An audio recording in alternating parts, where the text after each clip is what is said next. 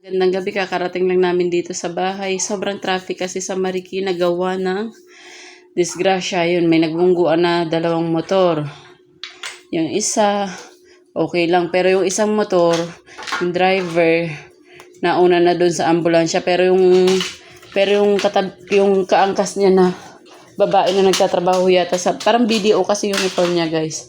Ayun, hindi pa siya mabuhat-buhat kasi parang may fractured siya. Yun, tingnan niyo, panoorin niyo yung video, isisend ko sa iyo. Ayan, grabe oh, kawawa naman siya. Ay, naharangan. Ayan. Ayan, may aksidente sa Marikina, bayan na naman. Ayan oh, yung babae oh. Kawawa naman yung babae. Ayan, dito yan sa may Marikina bayan, sa may tulay. Ayan guys, yung isa naisakay na sa ambulansya. Yung isa, ayun, nahihirapan silang buhatin yung babae. Ayan. May mga nakaharang kasi guys. Kawawa naman si ate. Ayan, naka-uniform siya ng BDO. Naka-BDO uniform siya.